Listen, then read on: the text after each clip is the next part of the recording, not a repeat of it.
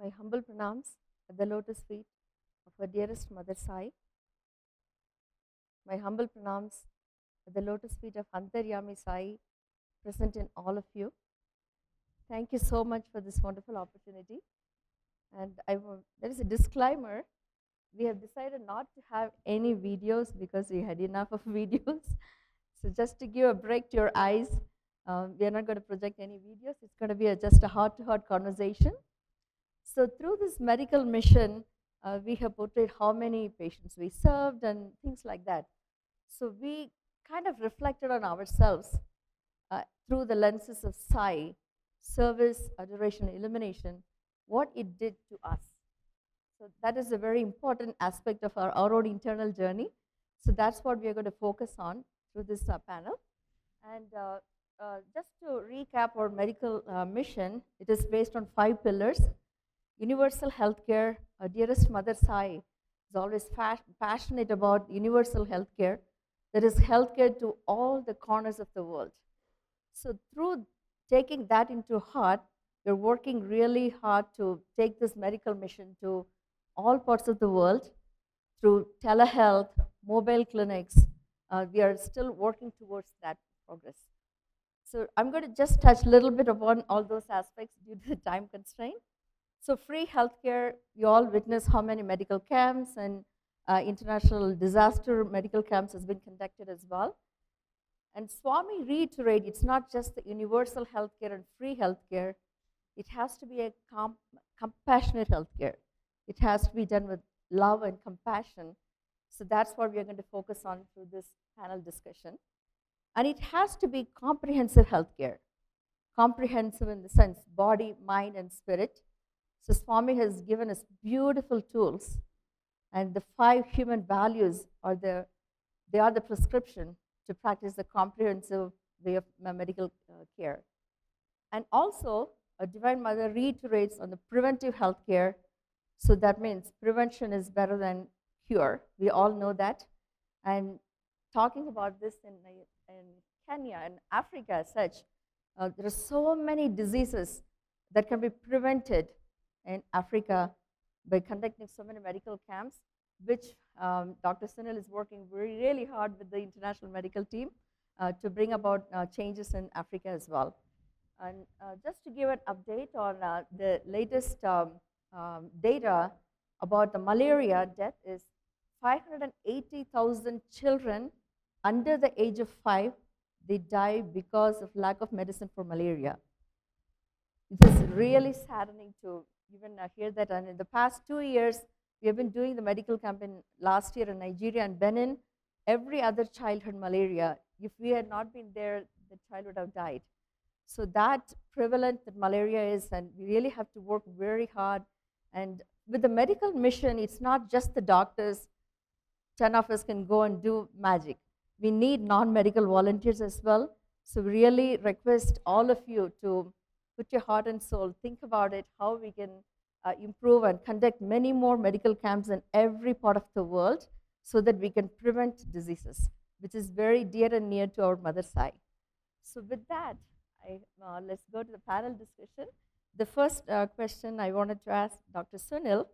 Thank you so much, Dr. Sunil, for joining us.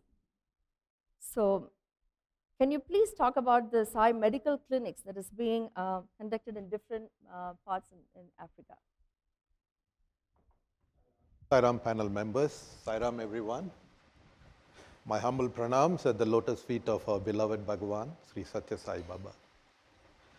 Sister, in Africa, there are 19 countries under the SSSIO, of which medical activities are taking place in 10 countries. Out of the 10 countries, 5 of them have permanent clinics. So the permanent clinics are, number 1, in Kenya. Kenya has a full-time permanent clinic which operates 5 times a week, which has medical and dental facilities and treats hundreds of patients every day. We then move on to Tanzania. After our recent international medical camp in April, Brother Krishnan, the NCP of Tanzania, was inspired to start a permanent mobile blood pressure clinic. And It is in its pilot stage now. Along with that, we also have the opportunity to start a dental clinic, which is at its advanced stage. We have ordered the chair, and we are now sourcing the accessories. From Tanzania, we move on to Madagascar. There is a long-standing medical clinic in Madagascar, which is being run by Brother Krishna Rambujan and his team. They have a medical clinic that operates twice a week. Apart from that, they provide powdered milk to malnourished children. And they also provide or offer financial support to patients who need treatment at bigger hospitals, like surgeries and other things. From there, we move on to Botswana, where I come from. Botswana has been having a full-time medical clinic operating every Sunday from the past 17 years. It offers medical, dental, eye, pharmacy, ultrasound, and physiotherapy services. The clinic has been operational in all the 17 years, every Sunday non-stop.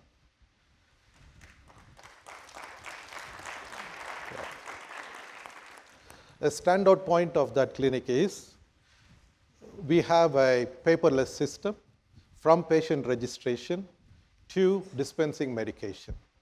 Apart from that, we also have an SMS system because when we first started this clinic, patients used to queue from 4 a.m. in the morning. In winter, it's very cold and it's sometimes -degrees.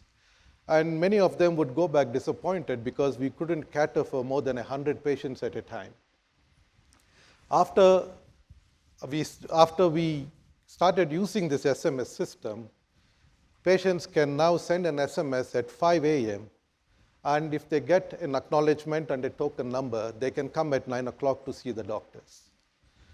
This has proved to be very effective in patient volume control and helping us to treat the patients more efficiently. From Botswana, we move on to Benin. In Benin, after our international medical camps, which you were all part of last year, where we went from Nigeria to Benin, we found that most adult populations suffer from malignant hypertension. Malignant hypertension is a condition where the blood pressure is over 180 by 120. They can end up having a stroke or a heart attack at any time, as you are aware. So upon inquiries, we noticed that most patients have a genetic condition causing high blood pressure, and at the same time, they default on medication because they simply cannot afford. So after that, with efforts from our International Medical Committee Chairman, Dr. Dinesh, and our IMC Secretary, Sister Urvi, and Brother Fego, the NCP for Benin, I'm glad to inform you that we started an international blood pressure clinic in Benin.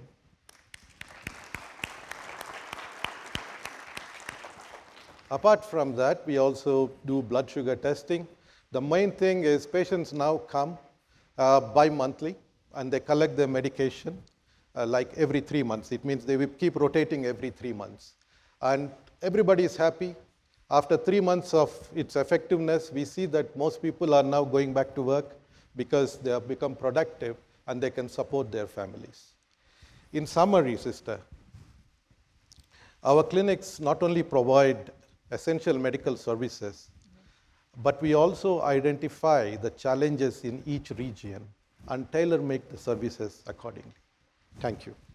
Thank you so much. This wonderful, elaborate report. And I would like to know, could you please share the impact at the personal level and the community level? What's the transformation you notice after the medical camps? Any awareness about the health? Thank you. I'll keep it brief because time is short. The impact varies from country to country. For example, when you look at the permanent clinics and the medical camps, the assurance that people get that this clinic is there makes them happy and confident and comfortable. When it comes to the blood donation camps, the impact of these camps is immediate and life-saving. I'll give you the example of Mauritius. In Mauritius, they do a bi-weekly blood donation camp, which can collect up to 100 pints each time. And they do a twice a year mega blood donation camp, which can collect up to 500 pints each time. This is huge. This liquid love is huge. And Mauritius has received numerous presidential awards because of this activity. Similar activities of the kind are also done in Malawi, Botswana, and South Africa. We also look at primary prevention. Primary prevention is to educate people so that they don't suffer or get more critical illnesses. We do that in the form of health education, postures, lectures, and other audio-visual equipment. Saira. Thank you so much, Dr. Sunil, for sharing your thoughts. And there is a lot more work to be done in Africa. And by your mother's grace and your guidance and your leadership, we can accomplish that. Thank you so much. Next, our panelist, Dr. Raju. Sairam, Dr. Raju, thank you so much for joining us. So you have attended many international and you're conducting so many medical camps in the USA as well. Yes. And you collaborate with the community so beautifully, not just the Sai doctors, you integrate the local community, public health. Could you please elaborate on that? Loving Sairam to all of you who are present here. And with immense gratitude to Bhagwan, who has sown that seed of service. It dates back to Prashanthi Nilayam, the medical camps, sister. So which went on till 2019 under the tutelage of Bhagwan, wherein we used to sit in the darshan, where Radha Bhattina and Dr. Sarojini, these people along with which I started my journey in Prashanthi, Swami used to ask how many people have come, where are you sitting, what time you are going to start your medical camp. He used to look at the Rahu column. In other words, what is an auspicious time? Despite he is the navigator, you know. So, and that's how the journey used to start. And he sent us and taught few things by working in the hospital there itself and going to the villages, and wherein he used to monitor at what time we should go and what time you come back. And he told at that time, I'll send you in a bus, which is right now, I think, is going into the villages and it is taken by leaps and bounds.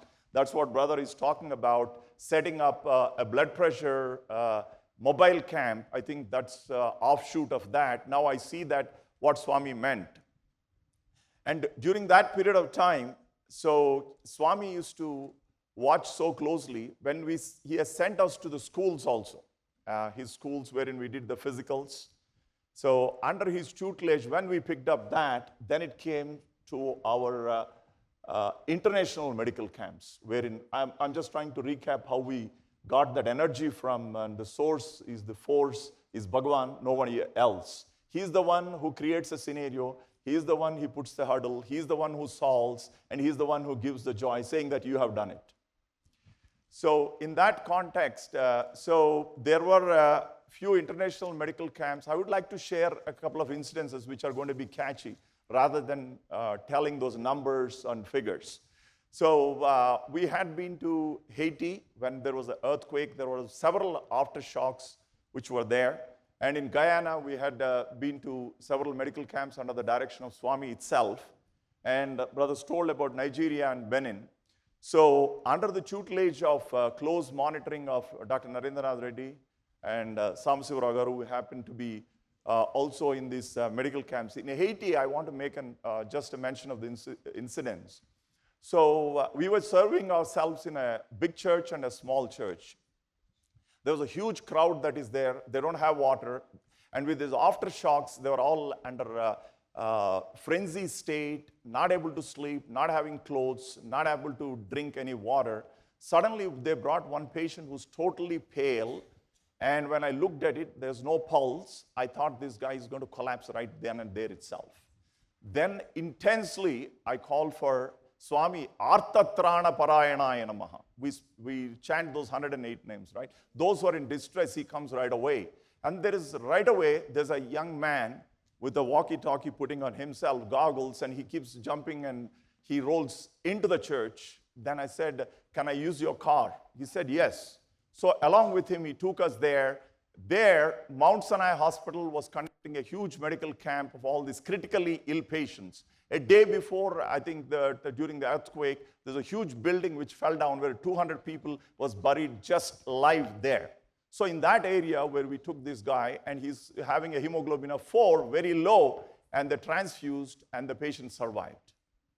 This is not the first time Bhagwan has done. At every person's personal life, every person's medical camp, whether it is here or elsewhere, he comes to the rescue. That is what has derived that energy, and that's what has motivated, and that's what has brought me up to this level. And one more thing, sister, with your kind permission, I want to tell about Prashanti. There, the medical camps were happening. So in 2010, that's when Swami's 85th birthday was there. Almost 10,000 patients were pouring in. And I have met several of people over there from all the countries where we were doing the medical camps. Suddenly, the students have brought the ex-principal there who passed out. And we brought him into our acute care, and we looked at it. He's having VTAC, which is a fatal rhythm with which he can die then and there self. Swami, please save me, not this time, not here, not in your heavenly abode, please. So then we are intensely praying, and we brought our ambulance. There was a lot of crowd. You can't even get out. You know, during birthday times, how heavy the rush is. Swami made sure that he's wheeled up all the way up to the ICU, and they gave a shock, and he got back to normal rhythm, and he did very well. Swami is the motivator. Swami is the healer. This is all, whatever that we are planning is because of his divine and a bigger plan in which he put all of us as instruments. We are navigating through this whole process. I think I gone overboard, I suppose. Thank you so much for sharing that, brother. I think we all feel the divine hand working through all of us. Through this come, it's not our degree or our achievements that matters. It is our surrender and the faith. Thank you so much for sharing that. Next, we'll go to Sister Neelam. Thank you for joining us, Dr. Neelam. So you also do a lot of medical camps involving the community. I'm very interested in how do you involve the community? Because even in African medical camp, we collaborated with the local hospitals. Sometimes even Russian medical camps, we collaborate with the local community. So could you please explain how it's important to collaborate with the local community and know the culture? Sairam. So yes, it's with every medical camp, we should know what's happening around that area. And so we start with going out into that community and finding out what the needs are. After finding out the needs, then we find out what resources we have as the organization and what resources we would need. So oftentimes, we may not have enough physicians or enough dentists or ophthalmologists, so we'll go out to the community and let them know that we would like to do this medical camp in your own community. Would you like to participate? So to tell a quick story, we had a medical camp in a place called Oxnard, California, which is an area that's underserved, and there's a lot of migrant workers there. And they speak mostly Spanish. So we had reached out to the community and reached out to a couple of doctors. And a doctor said, okay, well, I'll come to the camp and see what this camp is about, and I'll participate. And he came with his wife, who also speaks Spanish, so can interpret for him. He came for the camp. He saw the camp, saw all the good work. He came at the beginning of the camp. During lunchtime, we had to tell him, please go to lunch. He said, no, one more patient, one more patient. No, please go to lunch. No, one more patient. Lunch is going to close. So we had to send him for lunch. He comes back and he stays, and he's the last physician to leave. And he was so inspired by the camp and the work there that he wanted to come back the next year. So the next year when he came back, he brought 2 more physicians from his own practice. And so now we're involving more of the community through his inspiration. I was inspired by him as well. And again, the same thing happened. He won't go to lunch. He came first, and he left last. Following a couple of years later, he brings his son who had recently graduated from his residency program. So like that, with involving the community, not only are we inspired by their work, but they're inspired by what they see around. And so that's how we should go out to the community and bring them along with us. Beautiful. Thank you so much for sharing that. Thank you. Yeah, very similar incident happened in Des Moines when we did the medical camp also. So she's a local American optometrist. She came for our medical camp, and so she has never done any voluntary work. So the very first patient, as soon as she gave the glass, she was in tears. She thought, I can never see it. I thought I can never see in my lifetime. And she started hugging the doctor and cried.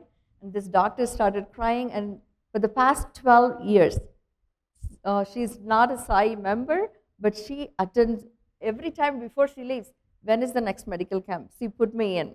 She just puts her name in before even she leaves the premises.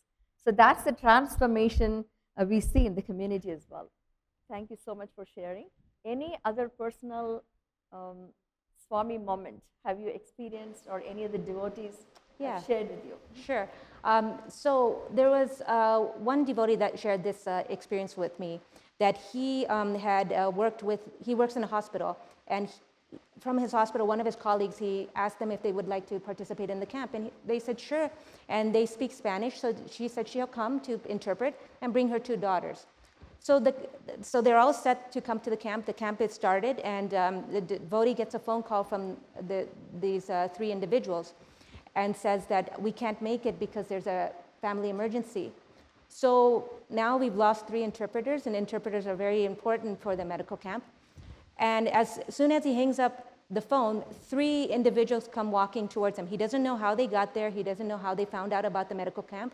But they said, came up to him and said, we would like to participate in the camp, and we speak Spanish.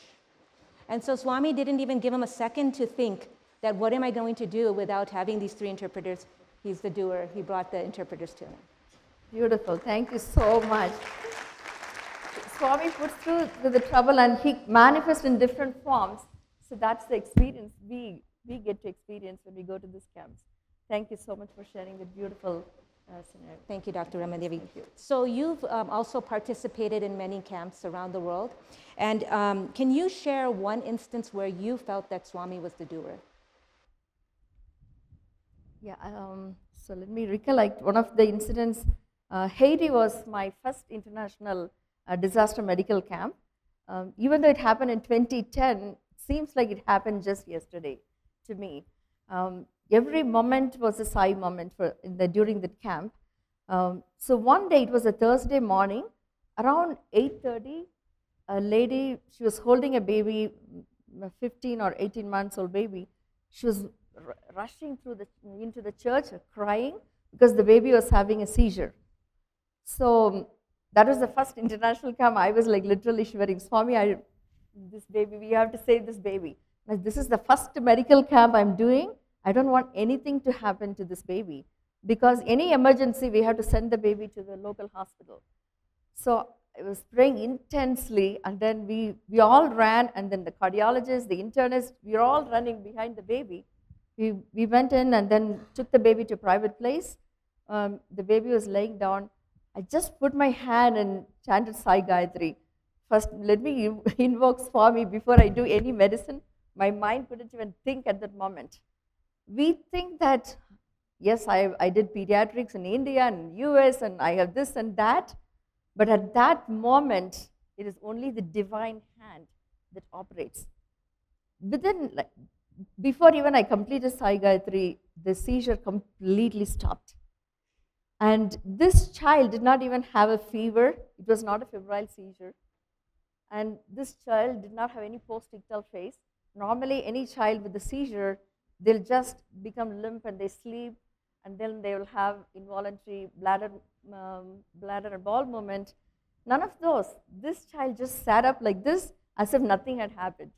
And we were all witnessing how the divine hand comes. And it is not that I'm going to help them. It was a very humbling moment for me, and I learned it's not just go with faith, surrender, and humility, And I think that's exactly was talked about this morning about service. What are the qualifications for service? Is the humility and surrender. And all those qualifications, Swami taught that in the very first medical camp itself. So ever since then, Swami, it's not me going, it's you. Please take me this instrument and do whatever, let your will and your wish prevail. So that's the humility Swami is always teaching us. That's very Thank you nice so thing that you have mentioned, Rama and Neelam and Dr. This thing. I just wanted to mention, it's not all about doctors who are conducting the camps. What I wanted to bring to the kind attention of everyone is these things are happening because of the volunteers. They are the main pillars of any medical camp, which we were discussing yesterday. So it's all about, medical camp is all about the back pillars, it's all about the devotees who are becoming, or non-devotees who are coming and participating. And then since we talked about in the service, how can we involve the community is, I think, getting more volunteers into this, and so that they get to know this service is happening, so they'll jump in and come, whether it is a fellow physicians or anyone else coming from in other sectors also. It just speaks a long way in trying to strengthen this further and taking this mission to the next level, and which Swami's vision, right, as initially you mentioned, and all those 4 pillars, I think it moves forward without any iota of doubt. And it's also one of the beautiful way of community outreach. So that's also part of the Sai 100. So when the other people from outside, when they come and do the service, they experience the love. So that's what that pulls them. And then they wanted to know more about Swami. We are not going there, they come voluntarily after that. So it's a beautiful transformation. It's a mutual learning process, which also humbles us, actually. Speaking of the community, sir, go ahead. Dr. Sunil, yes. Yeah? Okay.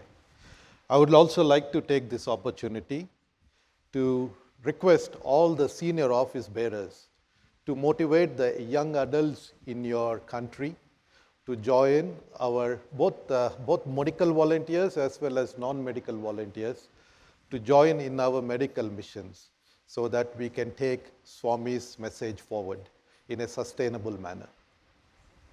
Kindly reach out to the central president, your medical director, zone medical director, and the zone chair, so we can create a database so that we are self-sufficient, as well as we can involve more people as well. And speaking of the community, right, we assess the community needs wherever they are. For example, here when we went to Nigeria and Benin, the malaria is an issue, which you mentioned, those staggering statistics. I would just wanted to narrate one incident which was really striking, which really brought a big transformation. South America, we happened to go to one of the medical camps where Hector Castaneda and these people were there. There's a child who came with not able to breathe well, and immediately that child was transferred to the local hospital. in Mexico, rebirthment, yes. Next day, Rama and myself with the rest of the medical director, we happened to visit the hospital. It took a while. I said, we have to go and see the child. So he had a tracheostomy because he's not able to breathe. So they made a hole here, and the child was kept in the hospital. Only thing was, they were not having the suction apparatus like it's common in hospital. So immediately all of us felt that we should get a suction machine and leave it with them. So that happened. That's not where it ends. Swami, how he closes. Just 3-4 days before, that medical director sends me a picture of the child who's just like a budding rose, and this hole is closed, and he is totally healed from whatever is the reason he was not able to breathe. And wherein our intervention, Swami gives these opportunities, not now when. This is to transform ourselves to reach to that next level, if not now, when, brothers. That's where I want to say. Do we have time for one last question? So the human values is the foundation of Swami's teachings. And you work with the SSEHV. How do you integrate SSEHV, which is the Sathya Sai Education of Human Values, in the medical sector, the medical practice? No, thank you for asking that question. Sathya Sai Education Human Values, I think it's the greatest gift Swami has given to humanity, and I'm very passionate about that. My goal is we have to take that to every nook and corner, and every human being should know this. And as a pediatrician, practically speaking, it's very practical. I literally prescribe human values to prevent mental illnesses. And it really, really, really works because it's very basic things, anxiety, depression, all those things, because there is a dis-ease between the mind and the conscience. So that is what is causing the agitation and anxiety, leading to depression and whatnot, all kind of chaos that's happening in the world. So how do you fix that dis-ease that comes to human values? Constantly integrating that awareness that we are that human values that beautifully transforms so many children, especially adolescents. So it is really, really important to integrate human values, not only just the patient perspective, it also helps the physician, because physician burnout or healthcare burnout is a big buzzword, because when we don't practice with love or compassion, then we are definitely going to be burnt out. And the love and the compassion, it energizes us rather than draining our energy. So human values, it's mutually beneficial, both for healthcare workers as well as for our patients. Brother so Sunil, much. I just have a question for you. As Suresh Govind is here, he's talking about Sai 100 in that, right? That's what they wanted to do, 1,000 medical camps, X number of medical camps. I think Africa, in which the magnitude of the problem with which it's going on.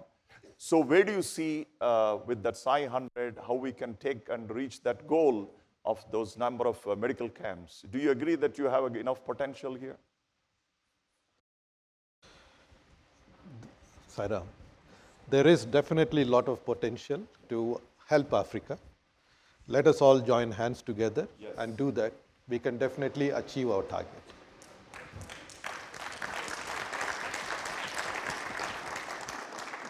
Simple malaria, I just wanted to bring one issue where Swami personally took so much interest. I can't resist talking about this.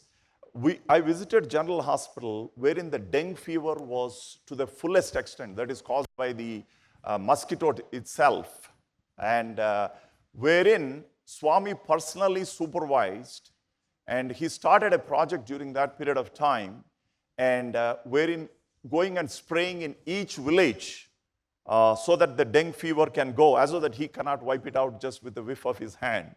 So he supervised that, wherein again, here also there is a similar malaria issue there, wherein it has a large magnitude, and in the form of, they were talking about mosquito nets that they were giving it in the past, and in various ways. I think this is a simple problem, but it's a major problem. This is at the grassroots level. If this can be handled, I think that will be one of the biggest things that we can do in this country. I think Swami has brought us to this place is to take care of that magnitude of the problems that this country has it. And from this, we can learn and emulate these things and spread the message whichever zone we belong to.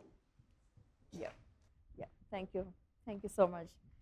If you have any questions or if you want detailed reports, we didn't present any statistics, you can always visit satyasai.org. And Eternal Companion has a lot of detailed articles about medical camps. If you're interested, please visit those websites. And you can always reach out to us anytime. If you wanted to volunteer, kindly reach out to us so we can discuss and we can collaborate and work together. So with that, I think thank you so much for this wonderful opportunity.